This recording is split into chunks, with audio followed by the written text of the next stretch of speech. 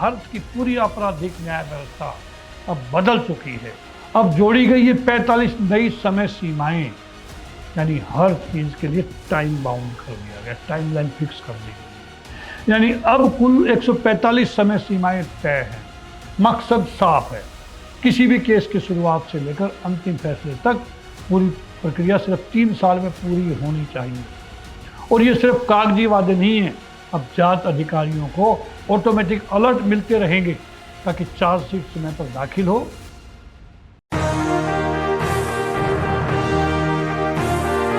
प्रिय सज्जनों, नमस्कार, जय हिंद। मैं डॉक्टर टी.सी. राव और आप देख रहे हैं सोल्जर वॉइस चैनल। दोस्तों, न्याय व्यवस्था में काफी बड़े बड़े बदलाव हुए हैं। क्या आपकी शिकायत तुरंत दर्ज होती है अभी नए जो बदलाव हुए उसके बाद में? क्या जांच के दौरान आपको हर अपडेट मिलती है?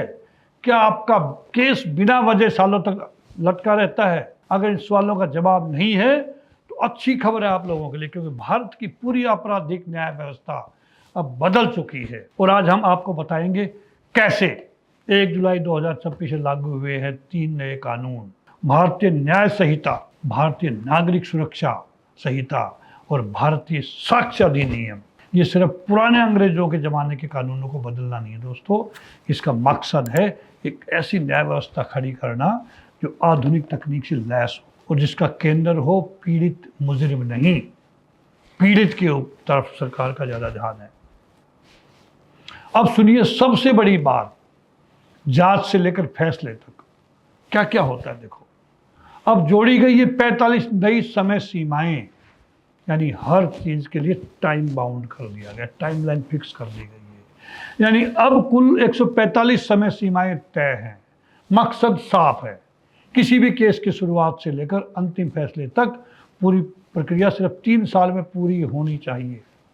और ये सिर्फ कागजी वादे नहीं है, अब जांच अधिकारियों को ऑटोमेटिक अलर्ट मिलते रहेंगे ताकि चार्जशीट समय पर दाखिल हो।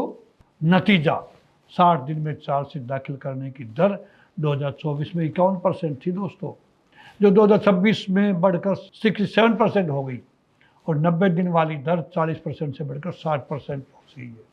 अब बात करते हैं कि तकनीक की। हम EFIR, जीरो FIR, जो भाषा और क्षेत्र की सीमा नहीं मानती, ई साक्ष्य, ई सम्मन, ई फॉरेंसिक और अदालती कार्यवाही के लिए वीडियो कॉन्फ्रेंसिंग, ये सारी नई चीज़ें इंट्रोड्यूस हुई हैं। ये सारे टुकड़े मिलकर बना रहे हैं एक पेपरलेस इंटीग्रेटेड सिस्टम। और सबसे बड़ी बात, पुलिस, अदालत, जेल, फॉरेंसिक और अभियोजन न्याय व्यवस्था के ये 5 स्तंभ है दोस्तों। अब एक ही डिजिटल प्लेटफॉर्म पर आपस में हम जुड़ सकते हैं, इन 5 को जोड़ सकते हैं दोस्तों। FIR और चार्जशीट अब पुलिस से अदालत तक लगभग रियल टाइम में पहुंचती है। वो डिले वाला सिस्टम खत्म हो गया, मतलब काम का दोहराव खत्म हो गया। देरी में कमी आई है, जो पहले देरी होती थी अब बहुत कम देरी हो रही है। और सटीकता, जब एक्यूरेसी बढ़ी है। अभी आंकड़े खुद बोलते हैं दोस्तों, पिछले 2 सालों में केस निपटारे की दर 2 गुनी हो चुकी है दोस्तों। सम्मन की तामील, जो कभी सबसे बड़ी अड़चन मानी जाती थी, अब वो प्रक्रिया भी ज़्यादा तेज, पारदर्शी और जवाबदेह बन चुकी है। एक आम नागरिक के लिए न्याय व्यवस्था सिर्फ कानूनों की किताब नहीं रहती, वो होती है सवालों के जवाबों में। क्या शिकायत सुनी गई? क्या इंसाफ समय पर मिला? अगर ये सुधार इसी तरह लागू होते रहे तो आने वाला कल होगा ज़्यादा पारदर्शी, भरोसेमंद और तेज न्याय का कल होगा। यानी न्याय बहुत जल्दी मिलेगा। बोलते जस्टिस डिलेड, जस्टिस डिनाइड, तो डिनाइड वाला वर्ड खत्म हो जाएगा दोस्तों। क्या आपको लगता है कि सुधार सच में इंसाफ को तेज करेंगे?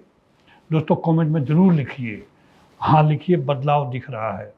या अगर आपको लगता है कि ज़मीनी हकीकत अलग है और कागजों अलग है, तो लिखिए अभी लंबा रास्ता बाकी है। अगर वीडियो पसंद आई हो तो लाइक करें और चैनल को सब्सक्राइब करना न भूलें। ऐसी ज़रूरी खबरों के लिए मैं आपके सामने हाजिर होता रहूँगा दोस्तों। इसी के साथ नमस्कार, जय हिंद।